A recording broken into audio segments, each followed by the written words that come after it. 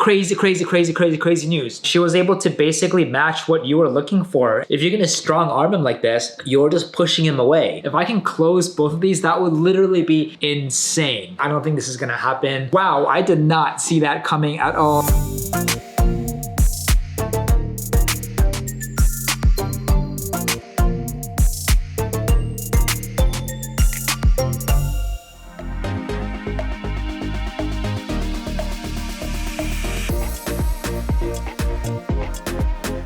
Happy Monday, and welcome back to another week in the life of what I do as a recruiter.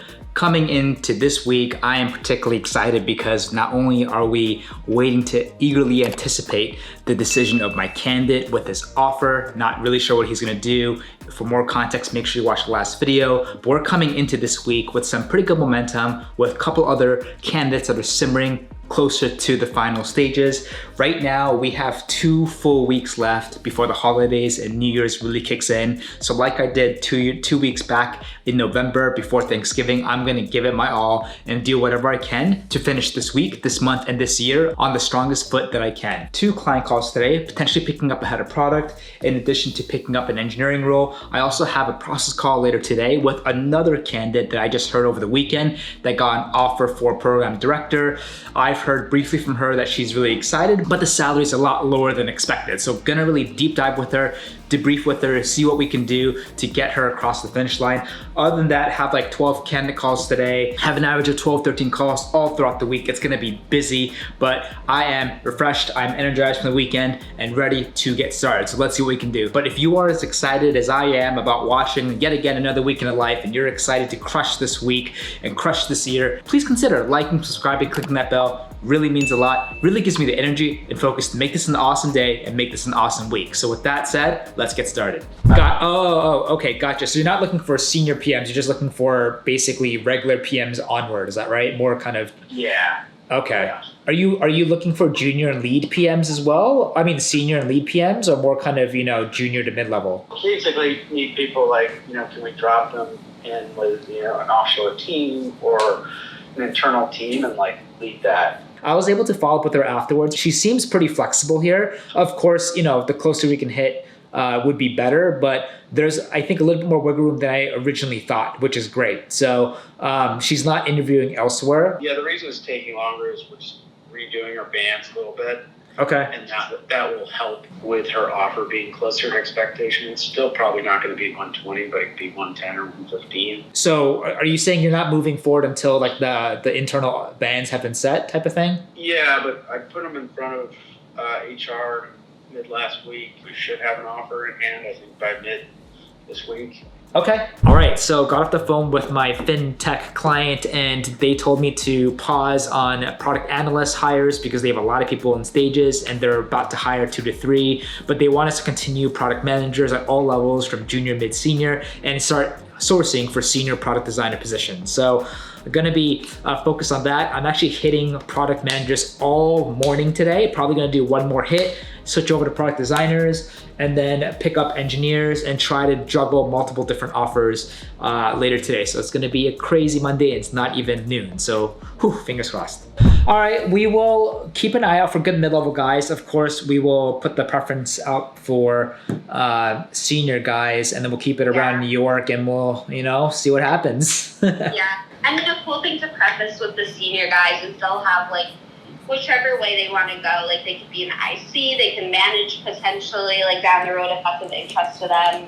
It's just like a really, because of how early on we are, there's just like so much, growth potential. They can help us like really structure our engineering org as a whole. And it's super crazy right now with the market, especially now in the holidays. So responses overall are just so much slower now, but we'll definitely do our best. Okay, so just talked to another one of my HR tech clients and they have reached out to me for my favorite senior software engineer roles, especially in Go. Engineers, compared to any other position, are the hardest. It's so competitive, takes a lot more persistence to even get responses in the first place. And on top of everything, we're in the middle of the holidays. We have 2.5 weeks left until Christmas really hits and New Year's. So really gonna probably do our best to repitch hard later today, start a search maybe first thing tomorrow or tomorrow end of day, and then see if we can get 1, 2, 3 people. They're looking for at least 5 years of experience out of engineering. Senior software engineers are the hardest because everyone's looking for those. And they're not really language agnostic. They're specifically looking for Go or Golang, so that's not gonna make it any easier. But yeah, just pick that up, had a great chat. I actually placed her there, so she was a candidate who became a client, now a really good friend. And so again, another really cool reason to be a recruiter, you're just network. Your network just grows and grows and grows and grows, and you just end up knowing amazing people and amazing professionals, whatever market you're in, whatever city that you're located in. So I am right now still super busy doing product design. I hit product managers earlier, and after this, probably gonna shift gears to engineers to finish the day here, but I still have 1, 2, 3, 4, 5, 6 more calls, 2 more interviews. So, whew, keep going. Congratulations on the offer, that's exciting. Thank you. So what's going on? I know that you said you got the offer and it's not as high as you thought. So I'm not gonna change jobs to go down on my salary, right? So I communicated that to them and they sent a revised offer. However, I wanted to touch base with you to see what you can do in terms of the starting date. So they actually revised it and sent that to me with a higher offer. Like the minimum that I was requiring. Although I have, other offers that might come my way that are a bit higher than that one. So just, to be super transparent with you. And that should be defined, like, hopefully by this week. Having said all of that, there's also the starting date that I would like to negotiate with them. So are you basically waiting for like the highest offer? Like what if you got, offers that are higher, like would that automatically be a deal breaker? Like it depends, how high the other offer is, and I'm not sure if I'm getting it. So it's all, dependent on that. They responded positively to my, at least to my minimum requirements. And that's, also always a good time that they were able to reconsider it. Okay. So what did they offer you at the end? 150. Okay. That's great. Because I know that's like the number on my notes that you first kind of shared that with me. Exactly. So that's why I told them, and it's not because I don't want to, because I'm greedy. It's just that I cannot go down in my salary. And he mentioned that, he tried to negotiate just, because of the bonuses and all of that. But that's, that will happen at the end of next year, so that's not, yeah. And it's dependent on their funding, so it's something I'm not willing to lean on. All right, so I just got off the phone with my candidate. She has an outstanding offer with a really exciting technology incubator who unfortunately I'm not working with at the moment because they were recommended to use another recruiting partner, which stinks, but we still had her in process. She just got the offer. There is a chance she will also be expecting another offer this week from another company. And depending on how big that delta is in terms of the offers, it may or may not make a difference. But if it's too big, that might tip the needle in the other company's favor. So even though I'm not working with my client or this old client anymore, I'm still gonna do my best to get this closed, because if it gets closed, I still get paid. But either way, I think this would be a great way to stop working together for the time being and just get this hire in. So hoping to kind of guide this and just stay alert all week to see exactly what happens in terms of development, and hoping that if she gets an offer, it's not that high, so that we don't have to push our client to kind of come up again. They just need to kind of grease the wheels and help her with a couple aspects to kind of get this across the finish line. So fingers crossed. She gave me another offer.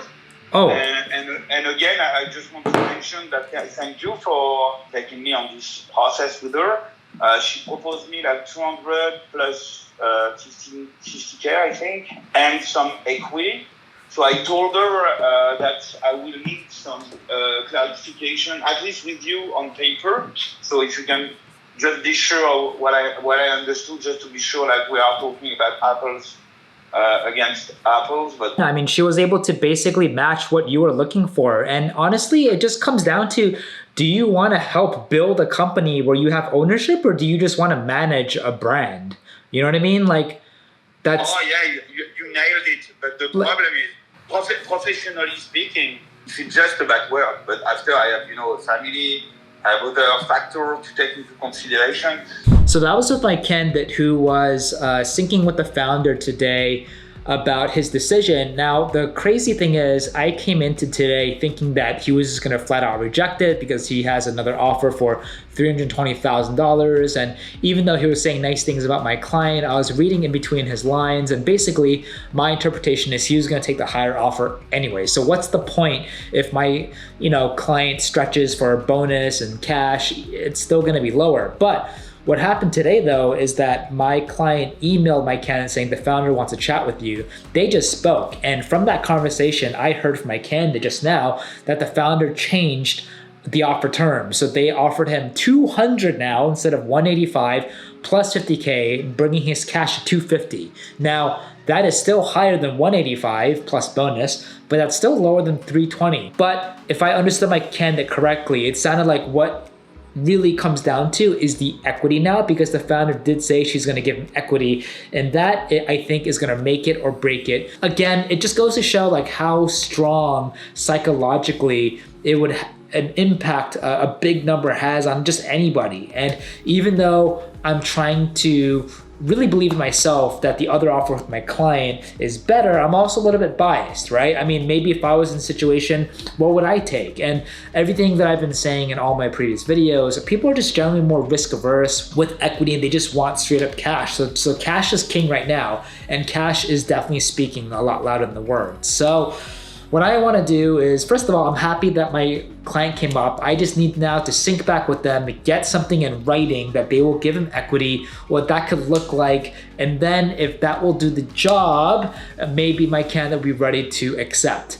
Instead of 50-50 now, I think we're probably like 60-40 maybe. Not feeling that confident here, but really happy that founder of my client really likes my candidate a lot, and to the point where they broke their own internal salary bands to offer him something on the spot. So pretty crazy. I'm gonna have to sync up with them, see what they want to do, and then we'll kind of go from there.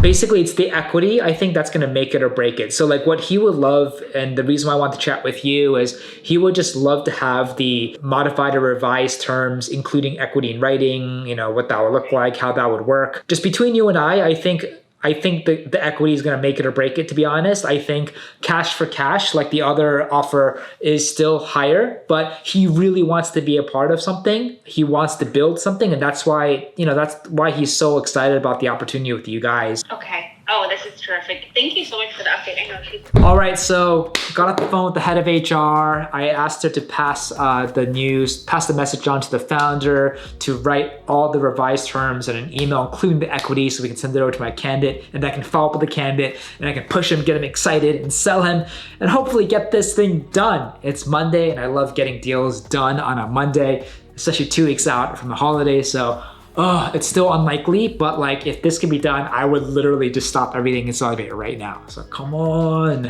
Honestly, first of all, I apologize for taking so long, but it was so difficult for me to take this decision, with all due respect for everyone. Purely based on the fixed salary, I have to accept the other offer.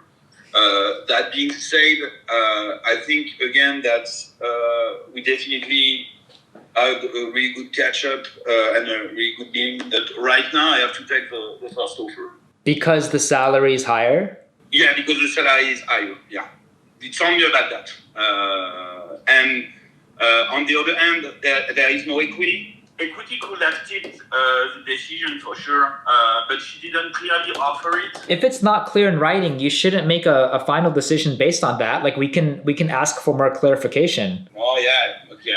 There's no reason to rush to a final decision. Like I want to do whatever I can to make sure it's crystal clear for you, and it still sounds like that it's not. So like there's no point making a final decision off something that's not fully clear. You know what I mean?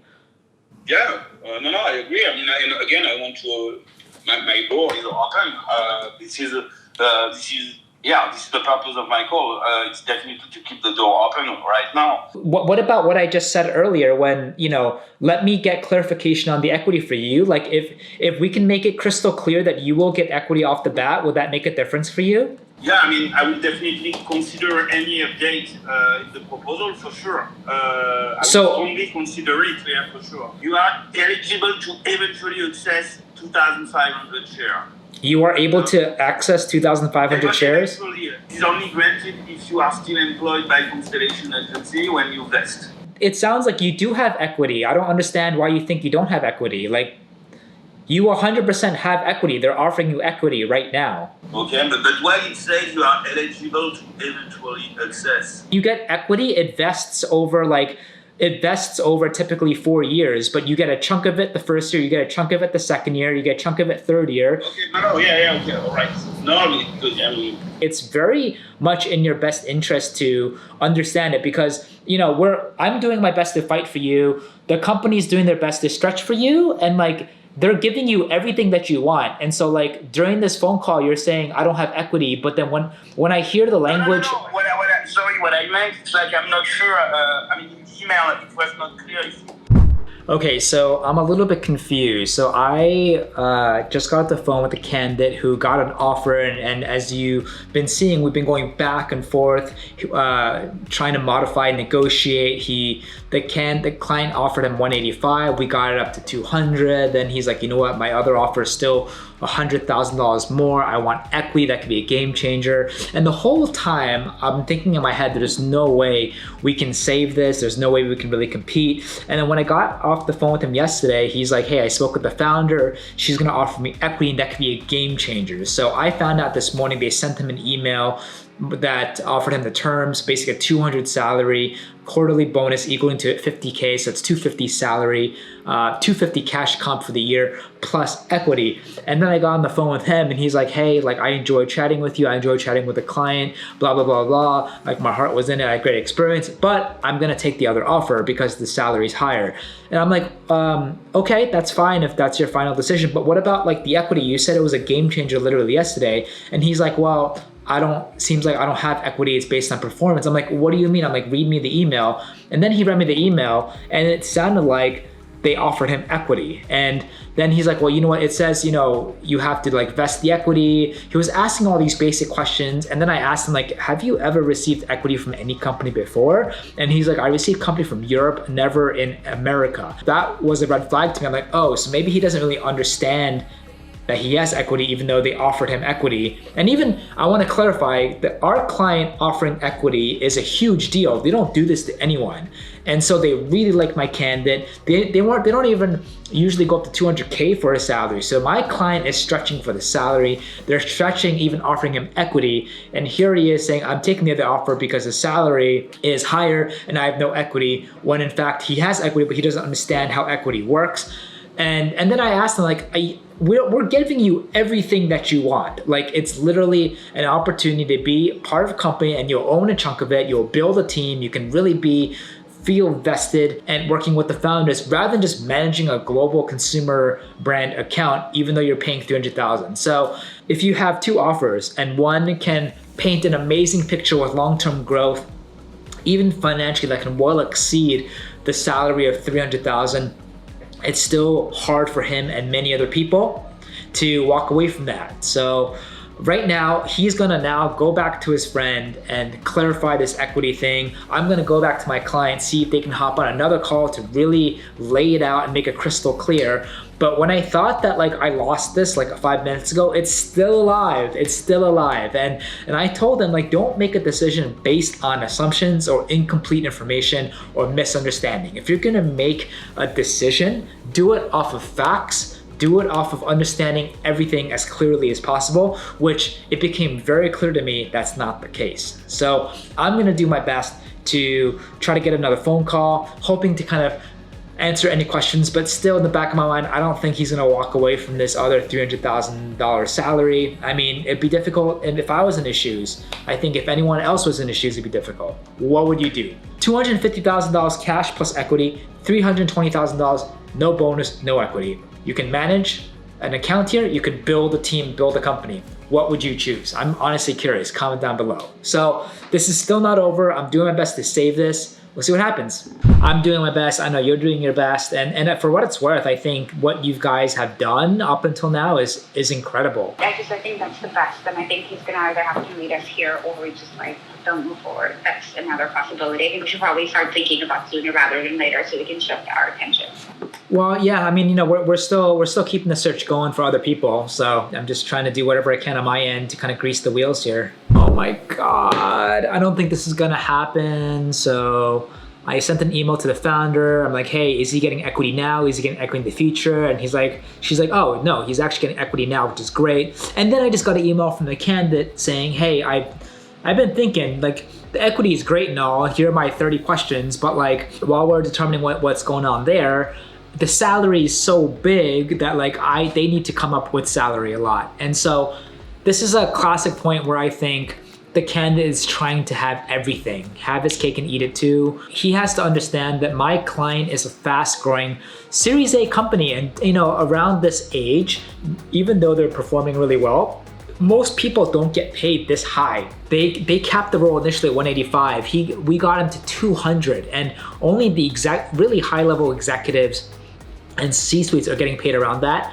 And not everyone gets equity. Only people who are at this company for at least 4 or 5 years plus get equity. And so we got him equity, we got him salary, and now he wants a more salary. And it's just, I think it's a little case of him being greedy, but also understanding that like he has to know that getting these terms from a Series A company is super rare. Like you can't compare this to like a global corporation. It's apples and oranges. So like a company as young as my client stretching on all fronts, equity and salary, is a grand gesture to the candidate that they really want him and they're willing to make it work. But like now he's like, I need the salary to come up to what, 300? Like that's just not gonna happen. I'm even surprised that the salary came up to even 200. So I'm fighting and doing my best to kind of get him more clarification on equity. And then he sends me an email saying, now I want more salary. It's like, you know, at this point, it's not gonna happen if he keeps asking for more and more stuff.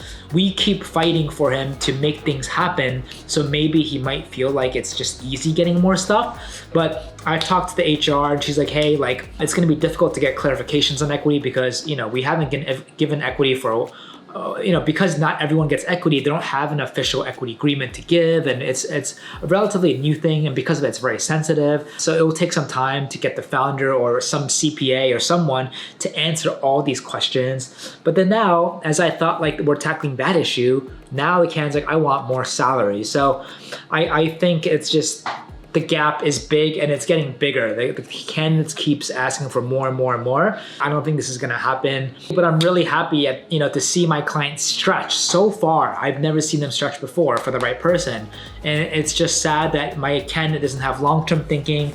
He doesn't understand that like he literally is getting everything that he wants, but he now wants more. That's not good enough. I'm gonna just try to connect with my candidate a little bit later today, see if we can talk some sense or just to kind of have an honest discussion what's going on. But if he needs to walk away, then he needs to walk away. But I don't think this is gonna get any better for my client. So super frustrating, super stressful, doing my best to negotiate here and just kind of appease everybody. But there's too much to work with and too much of a space. So it'd be a miracle to see if we can solve this, but I think it's not gonna happen.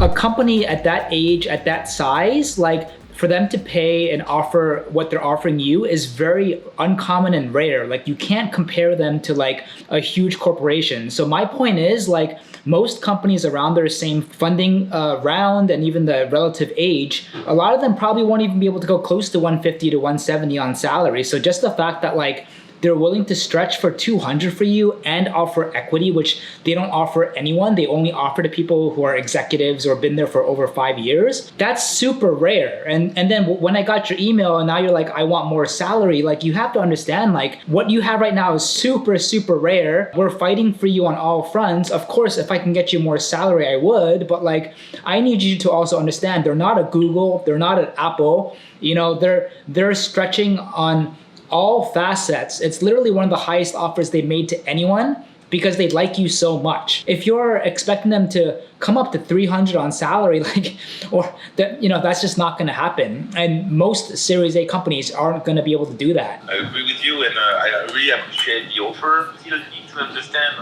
what the equity value means. Just I have this other opportunity on the other end, so I'm just trying to evaluate what things can, like pros and cons. So if you can give me like all this information about the equity, or if Maricia can get back to me with the question, Honestly, I don't know if they can answer all of those right now, because like equity is only given to such a few amount of people, so they don't have an official equity agreement or anything like that. Because right now I'm not able to compare apples to apples, so I'm choosing the other offer just because the other offer is very straightforward, very clear. Right now I have no clue like how much it represents. I have 2,500 shares, but like I don't know. I mean, the shares.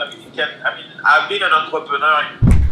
So who knows what's going to happen there? Like, I was able to paint the picture that the offer that he's gotten is truly, truly unique. He needs to understand that, but he also said bluntly, like, he can't accept the offer if he doesn't understand how the equity works, which is totally valid. And it's not really helping that it sounds like the founder and the people on the company side now is not willing to kind of go the extra yards and be transparent and talk about this. I get it, it's new, not a lot of people get it, and they don't have it like an official kind of collateral or market agreement to share. But like at this point, companies have to do whatever they can, make that extra effort and put their best foot forward, because if they're not going to do that here, they're not going to do that with other candidates, and they can lose out on other great people. So again, I told him to reach out back to my client to have a discussion with the head of HR, and depending on how that goes, we can decide. But I don't really see this going anywhere. I will have to continue to do my best and keep finding a plan B, plan C, hoping we find someone else. But we'll see, fingers crossed. So just got off the phone with an internal recruiter that I'm working with my ad tech client, that we're still dealing with this pending offer with my candidate. Just jumped on our weekly sync. They want us to start a brand new data science position search. So I picked that up. Probably gonna start that either later tonight or tomorrow. Still got a client call, 3 more interviews, and 2 more candidate calls left today. It's almost a little past 3. I got a call right now, client call, picking up a head of product, and then just hitting software engineers all day today, all day tomorrow, all day rest of the week. Whoa. Finding some good news. So heard back from another client who was my friend, who's starting his own startup, and he has a team of 1. So if you remember from the last couple of videos, we had someone that he really liked. That didn't go as planned because she got cold feet. Anyway, we had someone else who was still alive, and now they want to make an offer to him. But he's so much more expensive. This guy is looking for like 200. So now I need to basically go back to the candidate, jump on the phone with them, do a process call, see exactly where he stands, what concerns him, what excites him, what would make the deal done, and then we can extend an offer. So even though I'm battling this other offer I'm about to lose, we're still alive with 1 more. It'd be so sad if I lose both of them, but never know what's gonna happen until you try your best. So great news overall, and let's just see what to do. I think the company does seem to have like good product market fit. I think the second thing is the role seems like a really good fit for me. I think really what it comes down to is this is a lot earlier stage of a company than I was kind of expecting. And so I think I just need to wrap my head around if like going to a true startup is what I want my next step to be. Essentially, like you're basically like employee number 2, you're a founding team member, right? So like equity is significant. You're coming in, obviously anything pre-Series A is really significant. Early stage companies, can't even go anywhere close to like, for example, what you'd be looking for salary-wise. I know the raising of the last round, he definitely wants to make it the most sense and obviously like the less painful, right? He wants to be able to be as fair as much as possible, which is great because for the right person, it's almost like have your cake and eat it too. Like you can join, be like first or second or third employee, but still get maybe a market competitive salary than if you were to work at a larger company, and then you get ridiculous equity. Yeah. So I just don't know what that equity looks like yet, right? So like I don't know. How many other companies are you in stages with? Like it seems like they're kind of all a little bit more established. Is that right? Yeah, I think there's like a couple different stages. What I like to tell people usually is like if you have a chance to join an early stage company, it's probably better to do it when you're younger, earlier in your career, right? And there's only so many times you can try that. So I know that when you and I spoke, you said ideally like you'd be looking for something kind of in the 200 range. Is that correct? Yeah, I think like 200 minimum. But for the right opportunity, maybe depending on the equity and something, you'd be willing to be flexible. That's what we talked about the first time. So obviously like a lot of opportunities around his same size, like most of them wouldn't even be able to go close to 200. I know he can definitely balance it out. So like, I know that you said you'd be flexible to 140, 150. I'm not sure if that's still the case, or maybe you might still be flexible to to that, depending on like, for example, what the bonus or equity looks like. What are your thoughts and like what would make the most sense for you? Yeah, I mean, I think coming in at 150 when I'm talking to other companies that, the base is coming in at like 250. I think it's just like, like once again, like that's why I think I need to see the offers and I will evaluate them as they are. He loves the opportunity to come in super early, have a lot of ownership. He really gets along with you. And he's pretty, confident all around. That he can kind of get the company and the product off the ground. A couple new developments is he's interviewing with several other companies. They all seem to be much larger. I think one just IPO'd, two of them are about to IPO or pretty close to IPOing. So it's kind of like apples and oranges here, comparing the different positions. Yeah. He is very intrigued about like the head of ops position with you. He's also kind of excited about joining something early, but at the same time, that's also something that might be a little bit scary for him too, being obviously like the first employee, but it's not like a deal breaker for him. It's just kind of him just speaking honestly with me. Honestly, like he's excited. He liked chatting with everyone he spoke with. He's eager to move forward. It's honestly, man, it's gonna come down to like the offer. Like it's gonna be interesting. So like I think if there were no other companies at play, he'd be a lot more open-minded to like 140, 150 plus a good amount of equity. But now, because like he's also expecting possibly offers north of 200, of course, like that's going to skew things a little bit more, unfortunately, in the more expensive direction. So we're going to do what we can to make this competitive and compelling. The fortunate thing is we have different levers that we can pull here in terms of equity and salary. So I would say put the best foot forward. You don't really have too much, I guess, kind of negotiation leverage, especially against these post-IPO kind of juggernauts that he's interviewing with. So if we build this business to, a really sizable, significant point, the delta between what we offer and what he's could potentially make annually will be outsized because he can make 100x of that. Oh man, so my client, the sole founder, really likes this candidate, but it seems like he might be looking for around 200 because he's getting other offers around 250. He's also a young guy, my candidate. So if there's ever a time to take risk, it's when you're younger. You can always go the big company route with a cushy salary, but that's it. You can get stuck in it, 10, 20, 30 years go by, and that's it. It's going to be harder for you to leave and risk and try new things. But at least here, the risk, even the worst case scenario, like maybe he can try this out for a year, but still have a decent salary, and then he can always go back to larger jobs, right? But he potentially has a decent salary with life-changing equity. So now I just synced up with my hiring manager. We have a plan of attack to strategize, to close. But at the end of the day, like with anything, I want my candidate to be excited about the opportunity and not coerced into one. Like I know a lot of recruiters do that. We don't do that. If it doesn't work out, I want to be able to end things nicely, amicably with my clients and candidates. Of course, I'm biased. I would love for it to work out. I would love to kind of sell this as much as I can, but never to the point of lying or pushing or coercing, because that just will leave a bad taste in people's mouths. So my job is to maximize terms, the offer terms that my candidate can work with, hopefully to make it as competitive so that it can kind of push the needle in my client's direction. I also think, it's a good idea for his career because my candidate has only worked at big companies. So there's no harm to kind of change things up a bit. He's backed by tier 1 investors. You can have a competitive salary, life-changing equity, runway at least a year. You raise another round, that's no longer an issue. So it kind of makes sense, but it all comes down to my candidate, and it all comes down to how good of a term my client can get to the table. So we'll see what happens. No.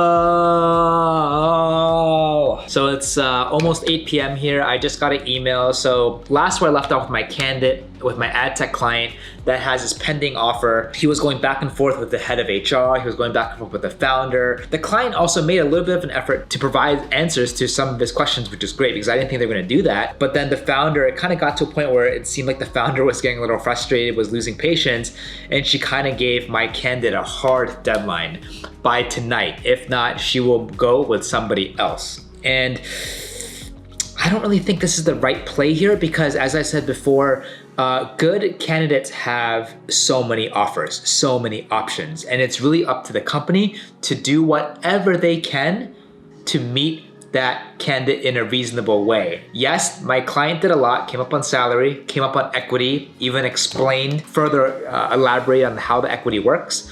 But all my candidate wanted was just a little bit more time to just think the equity through. And the founder said, no, you have to make a decision tonight. And if there's one thing that I've discovered about my candidate through the whole interviewing process is he's the type of someone who likes to analyze everything and take some time. And if you're gonna strong arm him like this, you're just pushing him away. You're gonna push him to the other offer. And unfortunately, I think that's exactly what happened right now. Yeah, my candidate can't make a decision tonight. He needs at least a day or two just to kind of mull things over. Oh my God, I'm not surprised. A part of me is frustrated because I was getting a little hopeful that this could happen. Yeah, a lot of things could have gone better. The candidate, was also getting a little bit greedy. He was kind of asking for more and more salary, higher equity. He kept coming back to the table asking for more, not really understanding that like my client is a Series A, pre-Series A company, and what he's asking for is just something you just don't see often. Maybe at a Series B or a Series C, more established companies, yes, but they even offered him equity and they don't even offer equity. Anyway, this is not the conclusion that we wanted, but I suspected that this could have happened. So we're gonna just do our best and just try to find other people, plan B, plan C, so we can eventually, hopefully fill this position before the company finds someone else. Not the best news. I still gotta edit a video, still doing a little more sourcing, and then finally gonna call it a night. $1 million goes fast, so we can't be at $200,000. It's just not realistic. That said, like I was reiterating to you when we spoke the other day, we're going to raise some money in short order, like Q2 of next year. So if you hang tight for 3 months, you get a better equity opportunity up front, and he has my commitment that will get his salary number to a place he feels much more comfortable. What that means with regards to the offer is $150 and 1% equity.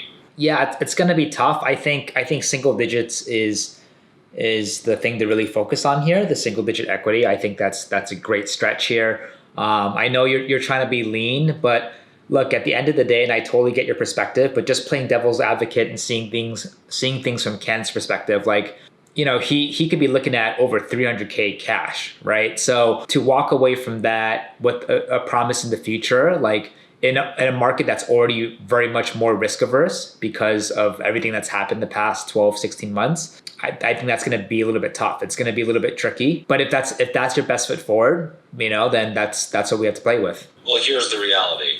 300K is could. 1% equity is fact, right? He doesn't have an offer in hand for 300K that we know of. And he certainly doesn't have an offer in hand for single digit equity.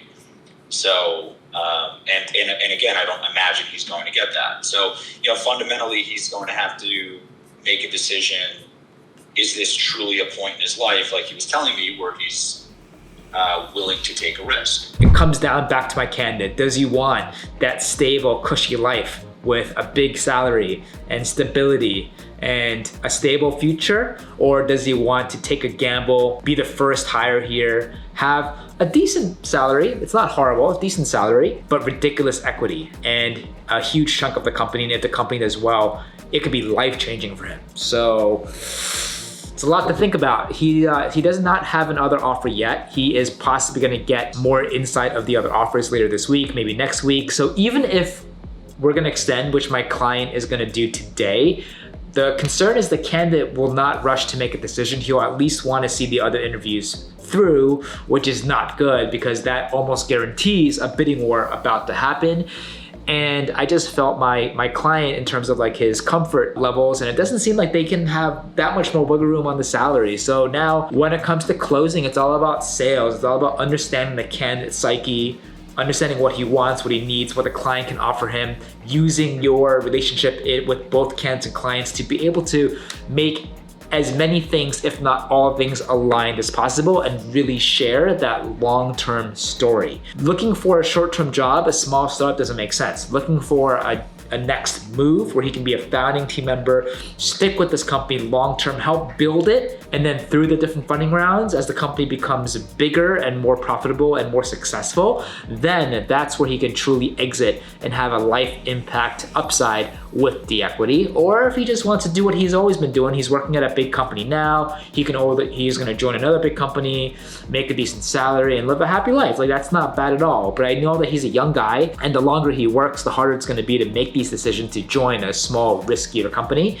and take a gamble and take a stab at it. So we'll see what happens if and when my client extends. My gut feeling is that my candidate would want a little bit more on the cash side. He should be hopefully happy with the 1% equity, but honestly, too early to say. We'll see what happens. Okay, so new development and happy Thursday afternoon. I just heard back from my client, and as context, this is the client who's looking for his first hire. So he spoke with his lead investor yesterday. We chatted this morning. He's like, you know what? I want to talk to my candidate to extend an offer, which is fantastic, but I'm not getting my hopes up because we lost the first offer. So again, candidate ideally wanted to look for 200. He said he's looking maybe flexible for 150 if the equity is mind-boggling, but after talking to him, he's interviewing with a lot of other bigger companies, and if he gets an offer there, he's looking at like at least 2 to 250 cash plus some equity. So I think he's a little bit less excited about equity. But either way, they connected. My client extended an offer to him, and he extended a $150,000 salary, which is not the best, because I told my client if he can come up a little bit higher than that, that would be great, because 150 is now truly like the rock bottom minimum for my candidate. But he offered 1% equity, which is significant, but is it significant enough to be the first hire?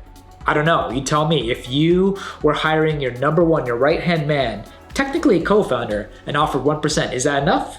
That's not enough, I don't know.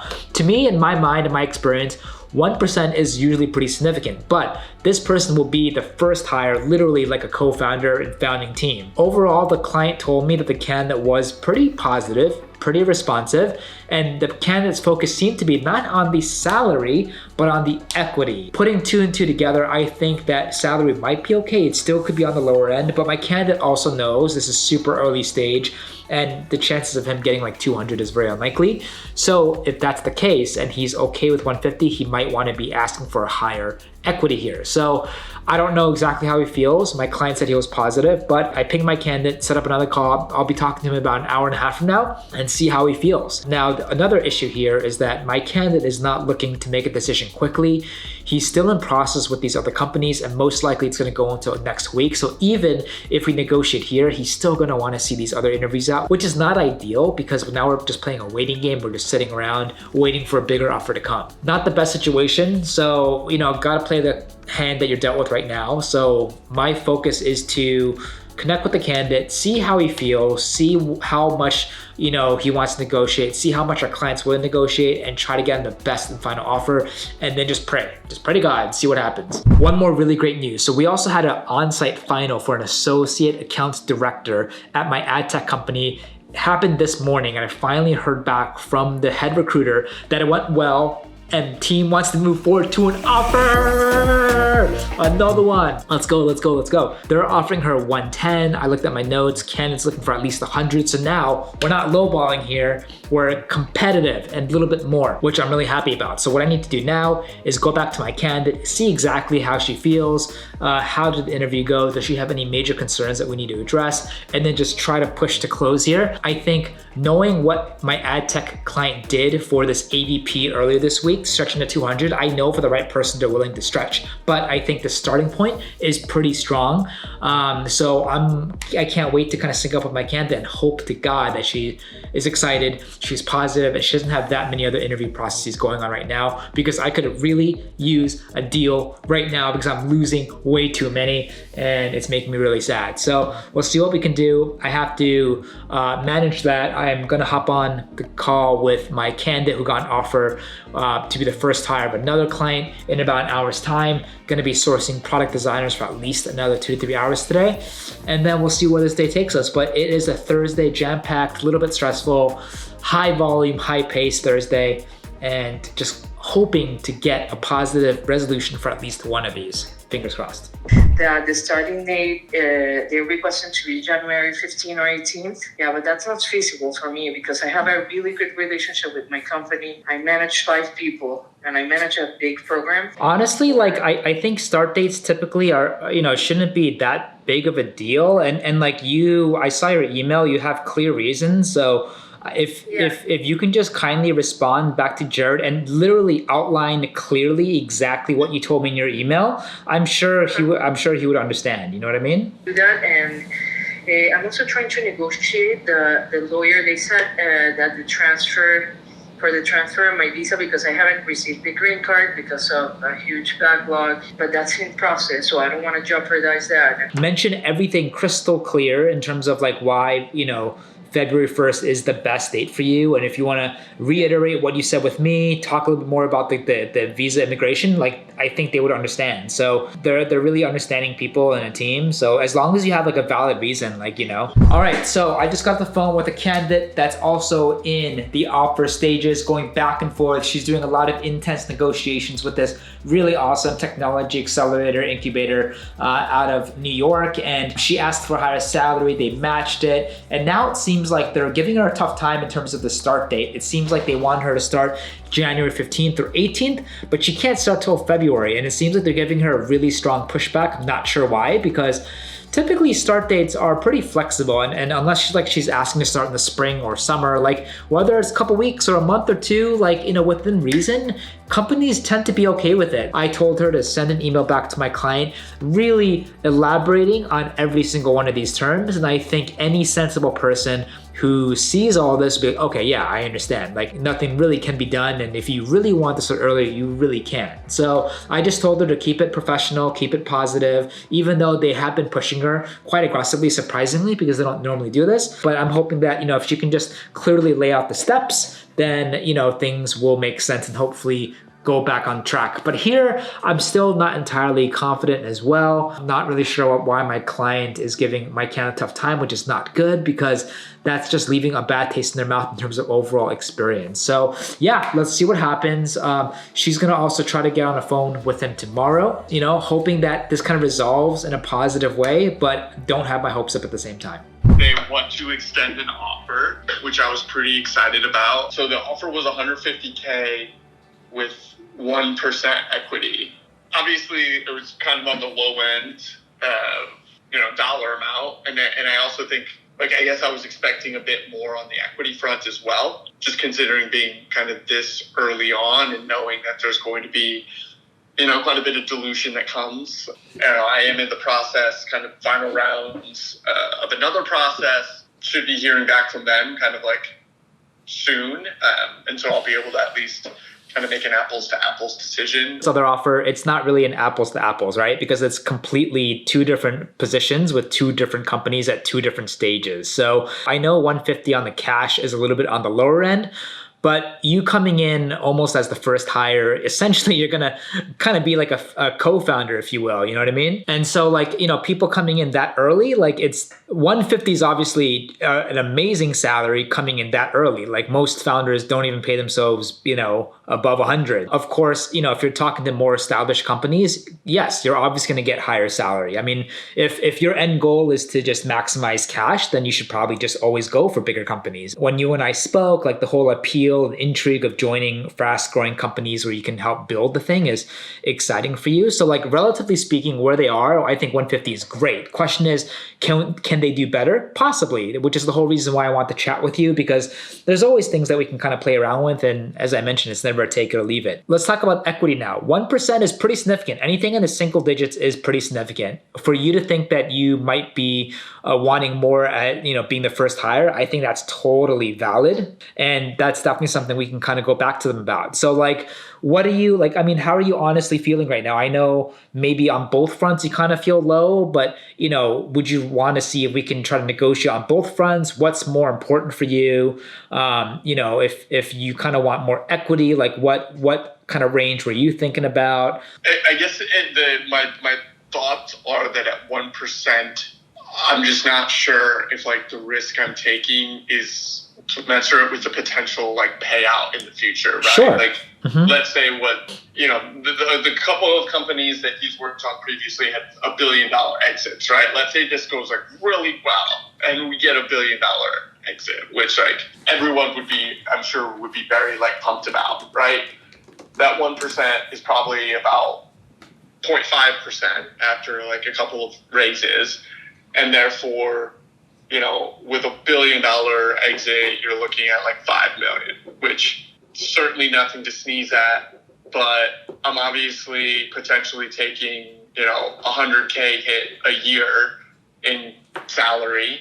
Plus, this other potential offer, there is an equity component of that. And I also think that company is very interesting and could potentially, 10x from where they are today, which obviously isn't 1,000x like this company could potentially, but 10x from the equity that they're providing, is also in the single digit millions. And so it's like, well, this is actually a different one than the Series C. Okay. This is a post-IPO company, but I still think it could 10x easily in the next 5 to 10 years. And they're willing to give you, so like they're already IPO'd, so you're probably going to get some RSUs then, right?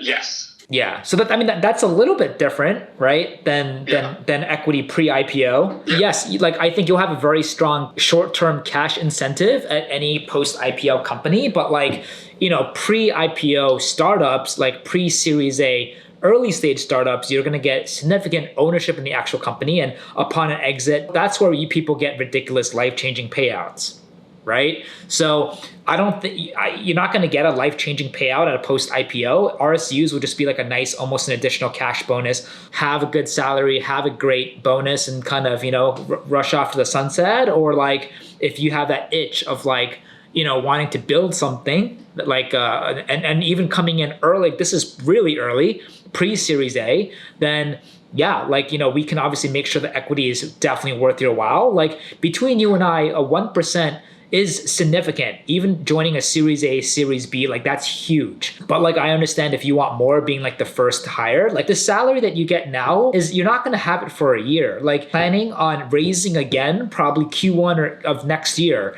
And once that happens, your salary will bump up to being competitive, most likely to what you ideally want anyway. Like $1 billion exit and the 1% gets diluted, then all of a sudden, like, is 5 million like a life-changing payout? Like think about this as well. To get to that 1%, that means this company that you're joining will go through Series A, B, C, D, E, F, which means also you're probably going to get another cash bonus. Your salary will increase significantly as time goes on too. So like, I don't want you to also assume that like up until that exit, you're still going to have a 150 salary. Yeah, I mean, that's how I'm thinking about it. Yeah, so like... Let me know if I'm missing something. No. Look, I mean, if it works out, joining an early stage company is always the more rewarding route, right? Of course, like there is risk to it, but like assuming everything works out, you're not going to find anything else that's more rewarding that can match that, right? So it's all about like, okay, how much faith and confidence do you have in this product and the founder? He's able to and willing to come up on the equity, but the salary still stays the same at 150. Is that really gonna, is that still difficult for you? Or like, is that something that's more digestible if like the equity comes up to a level that like, it's acceptable for you? I think that's definitely digestible. And like, okay. Like, I say, let's just go back to him and see what he comes back with. And, we'll just keep working at it. He's pumped overall, as always. Every time he talks to you, he gets more excited. But here's the deal. Like, I think it's a great offer.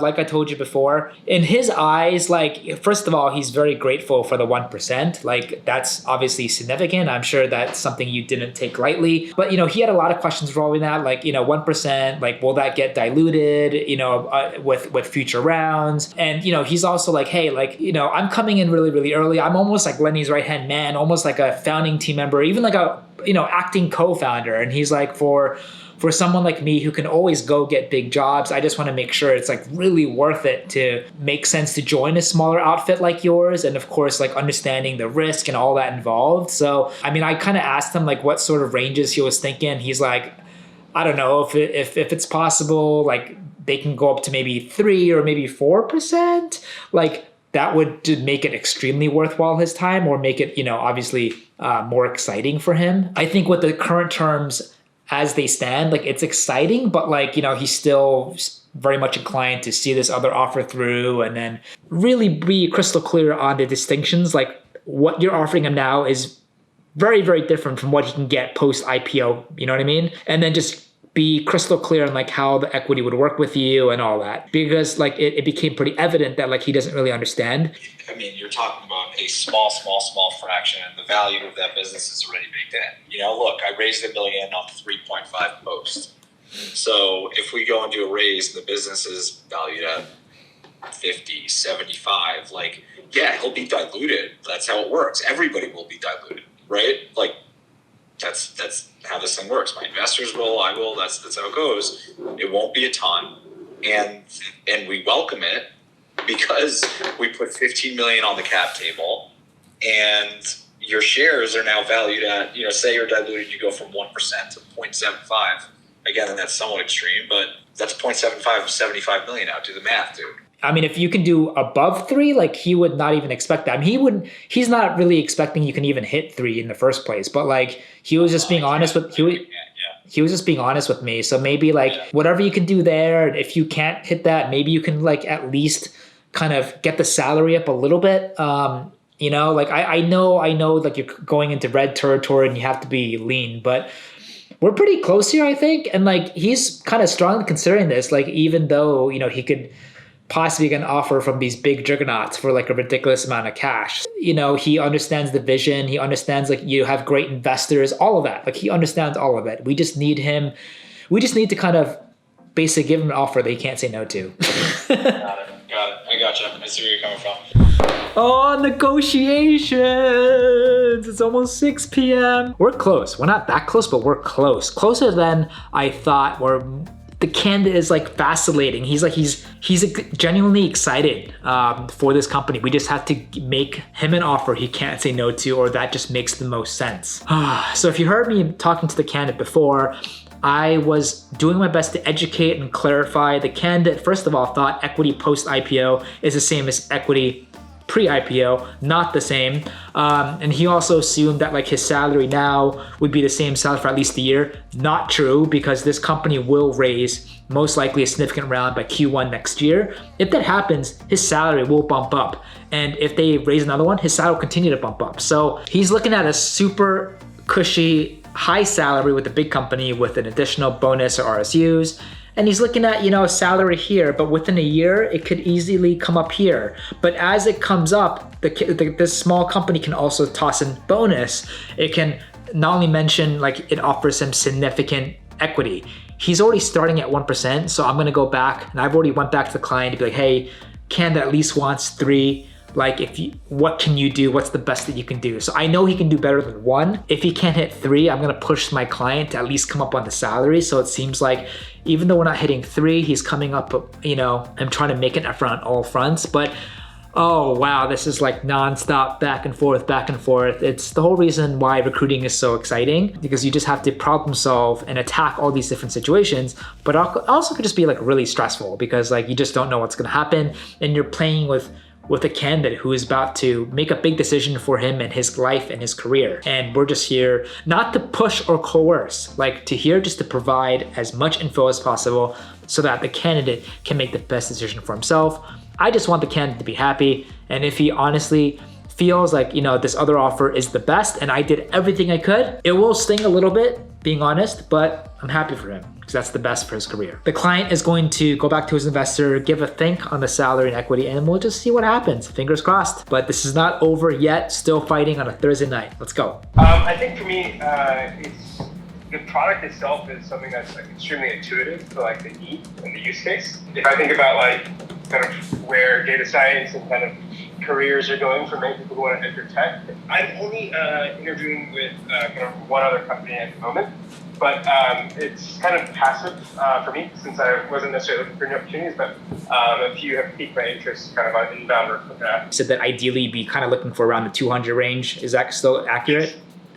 Yes. Okay, cool. Synced up with one of my candidates who is interviewing with a West Coast client, a B2B startup. Now, the interesting thing here is that the company doesn't know what they want. Like, I synced up with the recruiter earlier this week, and he connected me to the founder, and they just don't know what they want. And so, the recruiter told me, don't put too much work into this. If we source great people, they might not even go through. But out of everyone that we sent, like, this candidate that I just spoke with is their favorite so far, but that still doesn't guarantee that they're gonna push him forward because they just don't know what they want. I still did a kind of a brief process call with them, reestablishing the relationship and engagement with this candidate. Everything sounds great. He is interviewing with a couple other companies, but he ranks our company #1 in terms of overall interest. I think salary and comp is also aligned here as well. So I think everything's looking good, assuming that things progress. So I'm going to just quickly type up a little summary, send it over to my client just so that they're kept abreast, and hopefully we can keep pushing this forward. But this is also one of the candidates that are just simmering, like many others that are slowly going through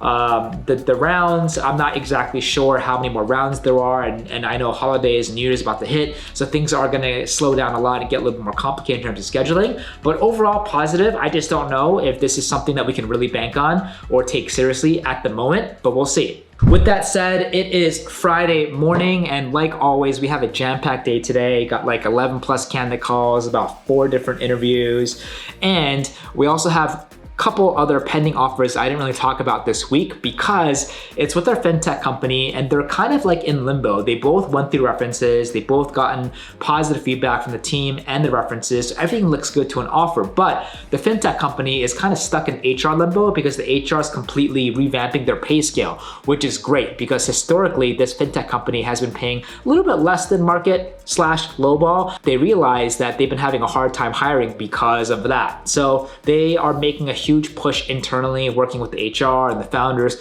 to upgrade their pay scale to make it more competitive so that if they do want to proceed with these 2 candidates, hopefully they can make more of a competitive offer, which will be great because that will make our lives easier. We have 2 candidates, a product designer and a product manager. Product manager, I think, is sitting pretty. Salary's aligned. She's super excited about interviewing with them, and she continues to maintain excitement. I think the product designer is also interviewing, but right now she's still very, very excited. She's also a little bit flexible on the salary. I think this might be a little bit of a tougher close than the product manager, but she still ranks my company #1. And I think if she includes equity and bonus and growth, it might be a package that's still worth it. But right now it's Friday, still haven't done a deal. I am fighting so hard this week on negotiations, going back and forth. We already lost a really big one on Monday, this AVP of marketing, which I'm still really sad about. And I'm doing my best to push 1 or 2 of these through so that we can end the new year off, we can end December off on a good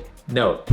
So like I spoke with him yesterday and then I left it off saying that I'll try to ping you, and then, depending on how that goes, we can kind of get a little more clarification on next steps. But I think if you want to reach out and be like, hey, like just, do you have a couple minutes to chat? I figured it'd be easier just to, chat directly. Then I think that's totally understandable. And you think I should do that before the weekend, or do you think I should wait until next week for that so he has some time to think a little bit?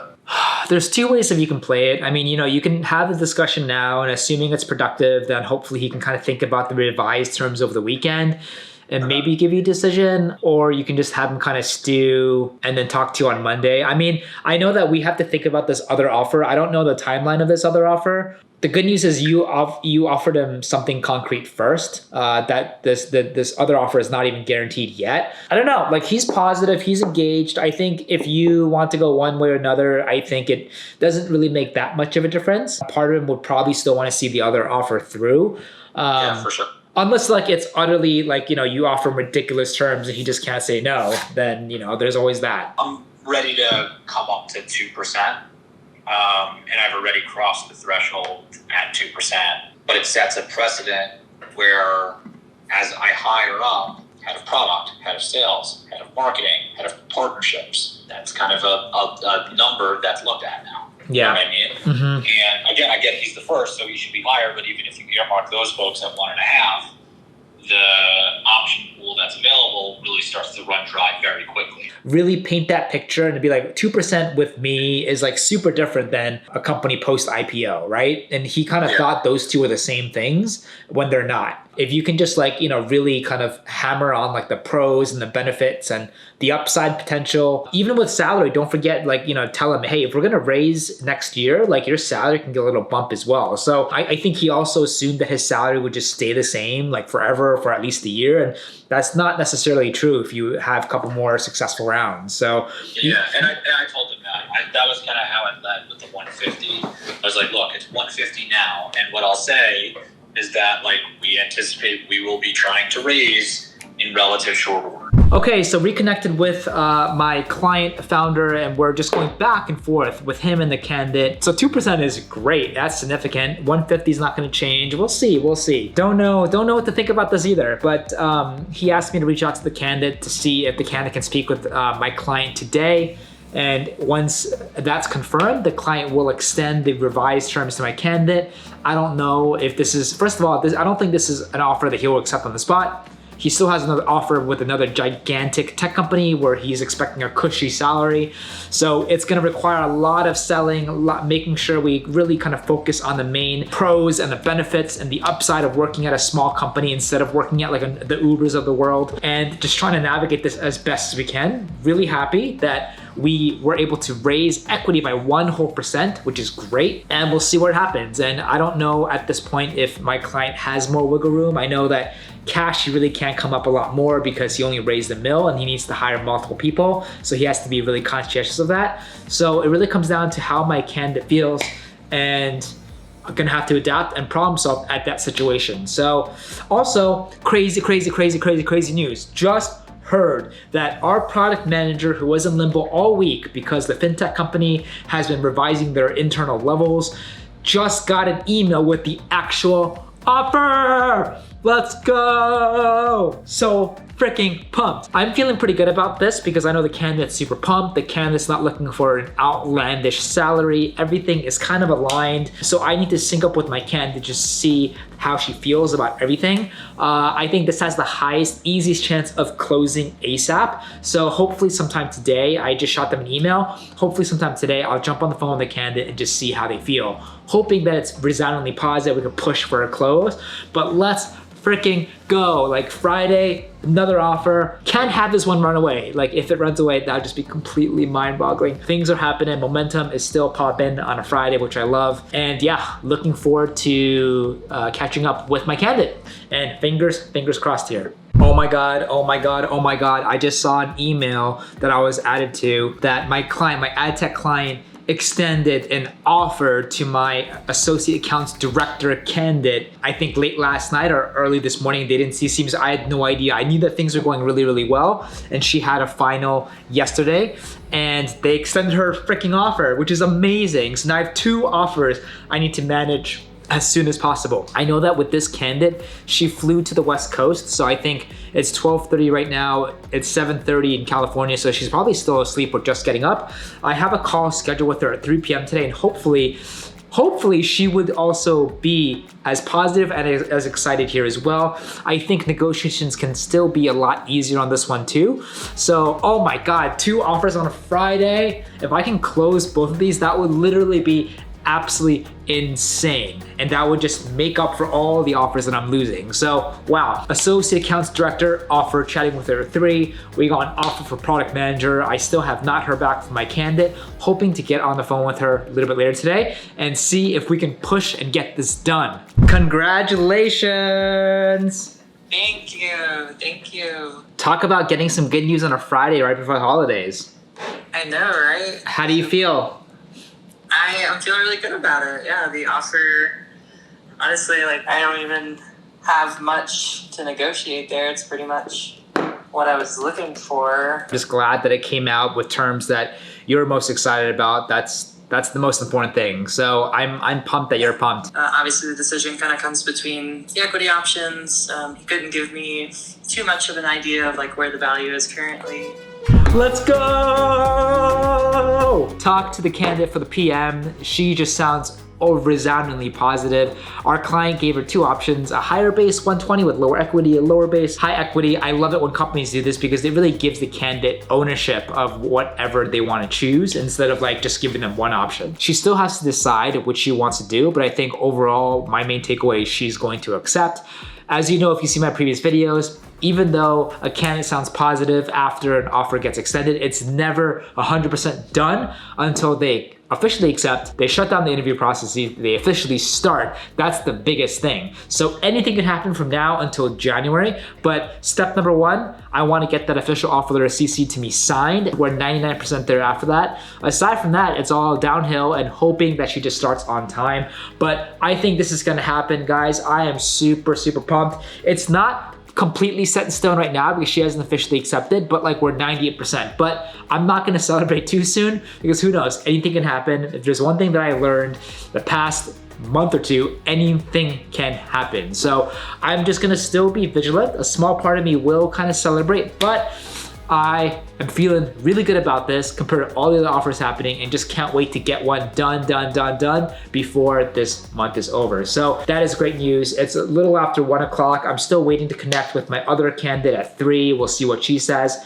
Got 2 more candidates that I need to talk to, 3 more interviews today, and so far so good. Just had a thought that I want to share with you. So over the past several months, I've been getting more and more people asking me what my thoughts are in terms of like what would be the best ideal background to be successful in recruiting. The short answer is that anyone, regardless of any background and experience, can be great in recruiting. But from my experience, I think if you're going to specifically kind of maybe consider the agency side, I think anyone that has undergone any like business development or sales, any entrepreneurial experiences, that would not give you a significant edge, but I think that would give you an edge or even an advantage because agency is very similar to any other sales roles. So if you're accustomed to facing constant rejection and you just have to, be on peak performance every week and every month, not knowing exactly how you're gonna do next month. You just have to focus on the day, just attack.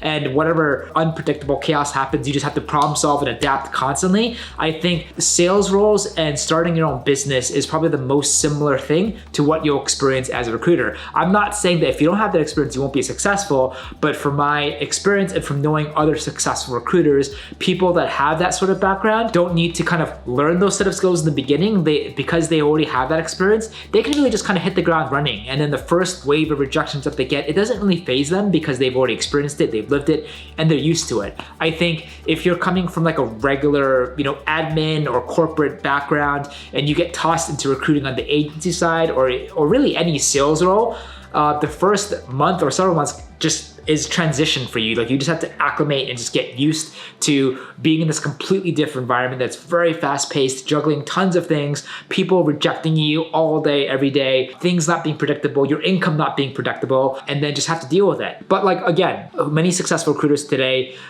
didn't necessarily come from a sales background and they became wildly successful. A lot of agencies who hire, they hire typically entry-level jobs and they're willing to hire really anyone. As long as like you're a good communicator, you're confident, you can exude, good energy, I think you'd be successful. But anyways, the good news is anyone, if you put your mind at it, it really comes down to work ethic, consistency, and just rinse and repeat over time. I think that is like the best recipe for success in any job. But I think for those that can maybe hit the ground running faster, or for those that can kind of find success faster are ones that have like business development, sales, and entrepreneurship experience. This is not like industry knowledge, it's just my humble personal opinion.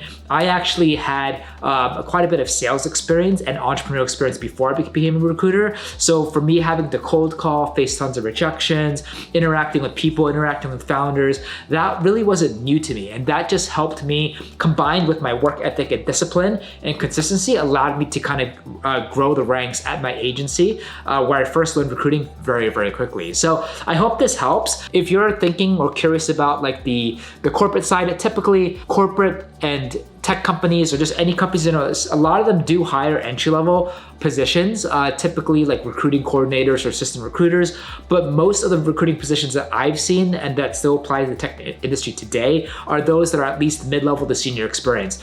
A lot of people who are recruiting internal actually got their start at agency because agencies hire constantly. They're a little bit less picky in terms of the background. So I think if you are excited about recruiting, you want a job in recruiting, consider working for an agency and then quickly find out if that is for you or not. If it is for you, at least stay for a year, several years, you know, develop some good success stories, really understand the fundamentals of recruiting, and then apply that and apply for internal jobs. If you like agency, then just stay at the agency world, work your way up, and keep crushing it. If you want more kind of elaboration on this, I've made a couple videos, make sure to check them out. But on the whole, if you're just a really good human being, you get excited about the idea of making a difference in people's lives, you have a good work ethic, you're a good communicator, you can handle fast-paced, chaotic environments, and then if you're okay with rejection, you have a tough skin, and you have a go-getter attitude, I think all those combined would make a fantastic recruiter. Anyway, I'm really, really excited for people reaching out, expressing their interest. I think that's one of the best careers, one of the best jobs you can have today. I mean, we get paid to make a difference in people's lives.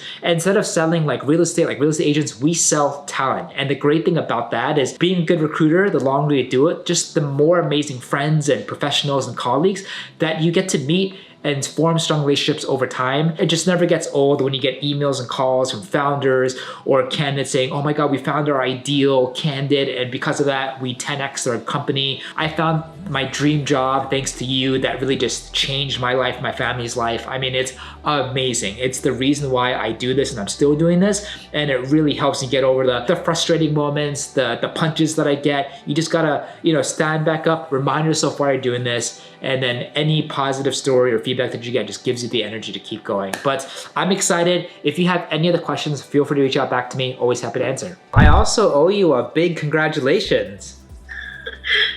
Well, thank you for connecting me. So, I mean, it's a shared congratulations, I guess. Yes, team effort, right? But you honestly did all the hard work. I mean, how do you feel? You feel excited? I honestly feel very, very excited. I think like initially it was more an exploratory interview process for me. I wasn't quite sure yet. And then when I finally met everyone, I got really good vibes from everybody, and it's the type of culture I want to be around. And yeah, I'm excited about it all. And I was thinking, I was going to respond to her email today, but then let her know I won't be able to I guess tell my manager until I come back to work on Wednesday the 15th. I've already talked to the earliest I could start is probably early mid-January. So we have to confirm exactly that. So at least she knows the start date might change. When were you thinking about returning the offer back to them? Probably the earliest I could do it is end of next week. End of next week, because I'll be getting back to work on the 15th.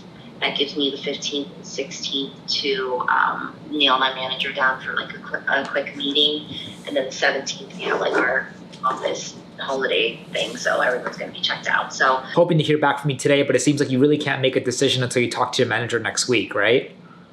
Yeah. Okay. They're eagerly awaiting kind of your decision. I know that until they don't have an official decision, they are just as any company would continue kind of the pipeline going on their end. So and I know on your end, you want to make sure you can chat with your manager, do your due diligence. That totally makes sense. But if you can obviously keep me up to date, respond back to them as soon as possible, so they understand your situation, that would be great. They would love nothing more than to officially close this position and have you on board. Let's freaking go. So I got off the phone with the candidate who got an offer earlier this morning for an associate accounts director role. It came in above asking, so she was pleasantly caught off by surprise in a very, very good way. The objective here now is when an offer comes out, you want to feel out the candidate, see where they stand. She sounded just resoundingly positive, no issues on the offer terms, which is great because in my mind, that would mean little to no negotiations. She also did mention she has a couple other offers that she also received, which is a red flag, but she said that the offer from our client was the highest and she ranks at #1 in terms of interest, office, which is like the best place that you want to be in. Once I heard that, my next objective was to kind of really figure out the timeline where we can kind of slowly encourage her when she can actually officially accept.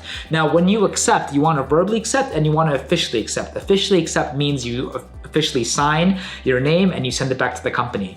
Now, I'm hoping that, so the company, our client is really kind of being aggressive, I don't know why, and hoping that our candidate gives an answer today, but she can't because she's traveled to the West Coast. Her manager also is out of office, not returning until mid next week. So that's the earliest she's gonna at least be able to have a conversation to really officially give notice. And once that's happened, then she can officially sign the offer letter. She also said that there might be a chance she might be able to return the offer letter signed earlier, but it's not guaranteed because she wants to make sure she leaves her current job on the right terms, which is of course very respectful. Knowing that extension, that I really wasn't that happy to hear that because that's not ideal, but you know, she did say that just to show commitment and faith, she's willing to at least verbally accept the offer and mention a couple start dates that work best for her. So at least that's not 0, that's not 100, but at least that's like a 50% commitment, a show of faith that she's verbally accepting. She has a couple ideas that she wants to choose from in terms of start date, showing my client that she is very, very serious and they don't have to be too concerned if they don't get an answer from her today. So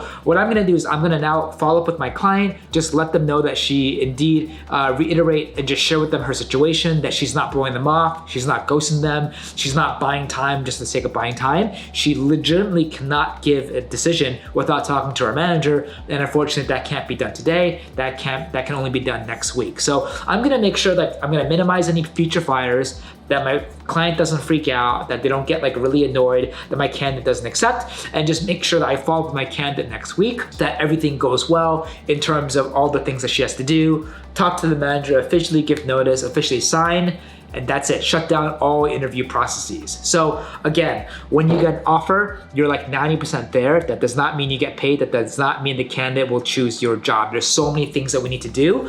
The good news here is that there is not too many negotiations compared to what I've been battling with this entire week.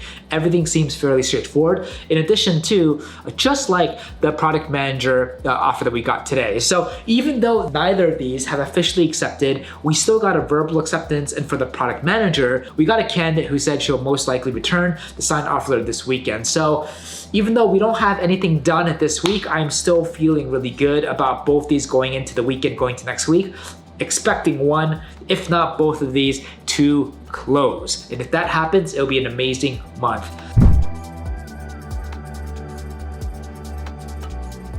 Everything is great, but she's not gonna be able to give you a full decision by end of day today for legitimate reasons. Number one, she's actually out of office. In fact, she's on the West Coast. She's traveling the second half of this week. She can't really give notice until she speaks with the manager, and the earliest she can do that is mid next week because the manager is also out of office. So in the meantime though, she said that she is happy to give you a verbal acceptance in the email that she's gonna send shortly. So like at least that's good news, and she's gonna recommend a couple start dates that work best for her. So it's not the official offer, but at least you'll have a verbal acceptance with her because she's really, really excited and she doesn't want you to feel like, you know, she's just buying time for the sake of buying time. Oh, I totally expect like a completed offer before the end of day because I walked around myself yesterday and she seemed excited and she said she would accept if we made an offer. You know, we gave her 10K more than what she asked for, right? Like, so I'm not really sure like why there's such a delay. I mean, to me, this just signals that we should probably continue with the candidates that we have in the pipeline. We have to be a little bit wary of being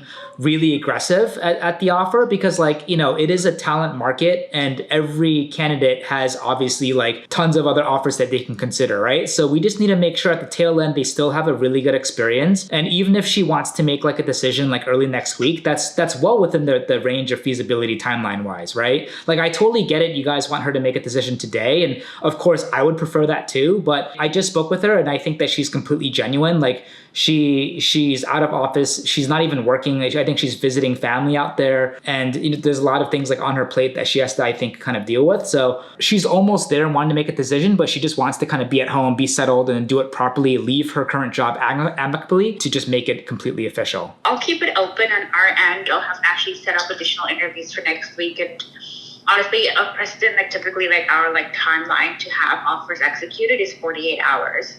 Wow, I did not see that coming at all. So it's almost 4 p.m. and I just gave my client a call to let them know that everything looks good. The candidate is giving a verbal acceptance, but she can't sign the offer now. And she's like, I have so much pressure from the top. And I'm like, I totally get it, but you have to understand, like, first of all, expecting someone to make a decision within 24 hours of receiving the offer is extremely aggressive. Like, what's acceptable in the industry or generally industry is 1 to 2 weeks. So my client was like, why would my candidate even go to the final not knowing she can make a decision by Friday? I'm like, well, because most people, when they get jobs, even when they get an offer, they don't expect to make a decision unless like they know 1,000% that they have to make a decision like literally that same day. Like typically it's at least 1 to 2 weeks, maybe a week, maybe 3 to 5 days at least. But 24 hours, I mean, this is not even 24 hours because candidate just got an offer early today. So I told them like, hey, candidly speaking, we all want the same thing, but if you guys push too hard, you might lose her. They also are still recovering from losing the AVP candidate early this week with me. And I'm recovering from that too, but I'm like, if you keep going after candidates this strong, you're gonna lose every single one of them. So let me do the closing for you. You guys can just back off a little bit, give candidates some air, and I'll do my best to manage this moving forward. And I did tell them that compared to the previous offer early in the week, I feel pretty good about this. Like, you know, less negotiations, overall very, very happy, less questions, doesn't need to involve lawyers, anything crazy like that. It's just a matter of like the candidate is on vacation, needs to talk to the manager, has other offers, lots of things to think about. But I did push a little bit when I talked to the candidate, which is the whole reason why the candidate was willing to at least give a verbal acceptance and the start date. But that's not good enough for my client, so the client will continue to interview. So not the best, because a lot of these other candidates are not for me, so I could lose his commission as well. But I have to do what's best, and I have to also push back with clients when necessary, because I want them to know we all want the same thing, but like the benchmarks and goals that they're working on and what I'm working on is completely different because I'm not part of the company. I have a different perspective on the market and a third-party objective point of view. So this is where working with third-party partners like us can be very, very helpful when you're a hiring manager or a founder, because you can hear a lot of unfiltered, objective perspective that you normally won't get from your own team because they're part of the same team and bubble and organization as you. So overall, still feeling really positive. That was a little bit unexpected. I did not imagine for them to react like that. I shouldn't be surprised at this point. Like, we all want the same thing. We all want to close and hit these goals before the holidays. So, whew. As you saw, this week honestly was like one for the books in terms of negotiations. We lost a massive, massive deal early this week. And then what I've been battling with for the past 3 days is just the ongoing discussion between the candidate and the founder looking for his first hire, and the candidate not thinking the salary was enough, wanted more equity, then had to go back to the founder, and the founder's like, I'm willing to give them more equity, not salary. They just had another chat 20 minutes ago and I've yet to hear back from them. So fingers crossed that went okay, but at least the founder was able to go from 1 to 2%. So we're making progress. Today, I also found out that we had 2 amazing offers. One product manager who's planning on returning the offer throughout the weekend, fingers crossed, and another one which you just literally heard me talk about, where she's excited about it, but she can't sign the official offer letter until next week.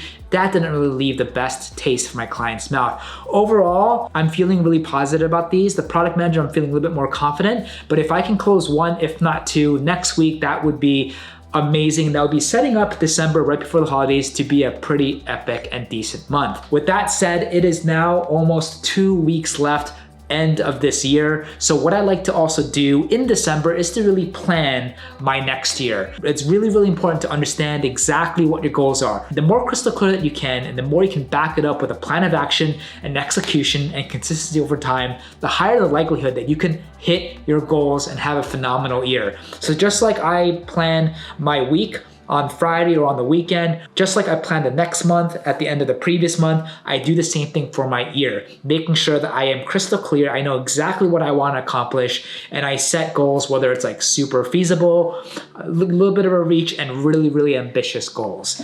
All in all, I am sad to say that we have yet again ended another week with no official offer letters. like you've seen, that we have a lot of exciting things simmering in the fire and a lot of other roles that are slowly pushing forward. So I am hopefully confident that we can at least do 1 or 2 more together before the New Year's. Another thing that you also saw is that we are always looking for amazing recruiters to work with, whether you join the team, whether to partner with the team or do splits, or if you're a recruiter who's really strong in sourcing, doesn't like business development, or you're a recruiter who's great business development, doesn't like sourcing, or you're a recruiter who's master at both. We're always happy to chat with other amazing people. Someone who reached out to me on YouTube and then on LinkedIn sent me a candidate who's now interviewing with my client next week. And if that goes through, 50-50 will split the commission. So this is so many ways that we can work together. If you're interested about this, please reach out. Always looking for great recruiters. Additionally, if you're not a recruiter or you have just a great network, or you might have an interest in recruiting or in tech in general, but you think you might have friends or friends of friends that are in engineering, product, design, marketing, feel free to check out our website, description box below. You will see our open positions that are available real time. Have them reach out. If they reach out to us and they get placed, thanks to you, we will pay you up to $10,000 for the referral. If you are a recruiter, you work for yourself, you have your own recruiting agency, you're an independent recruiter, and you are a master in your markets, you think you might have candidates to share with us, we'll happily do splits with you, and we can happily elaborate more if you reach out to us. Comment down below or DM me on Instagram. I am actually going to travel next week to somewhere a little bit warmer, where I will be staying throughout the holidays and New Year's, and I will do my best to also shoot and hopefully crush some goals and deals with you while I'm traveling. Honestly, the best thing about recruiting is doing deals and getting offers when you're traveling. Seems like every time I travel, I always have an offer or two that I close. So it seems to be a good luck charm, and hoping to kind of hold on to that magic and see that if I travel again, we can make stuff happen. I really hope that you enjoyed this video. I really hope that you had a great December so far. You had a great week,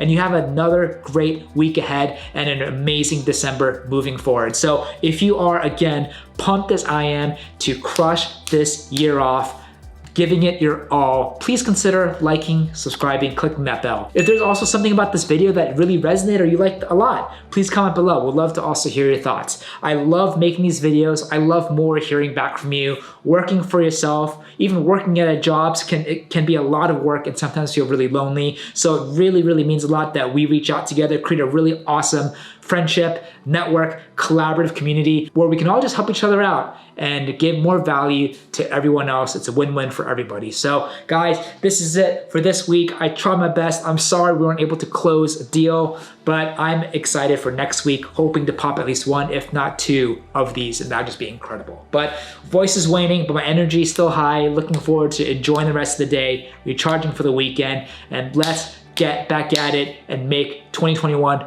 freaking awesome. Thanks again. Have a good night. Have a great weekend, and we'll see you soon.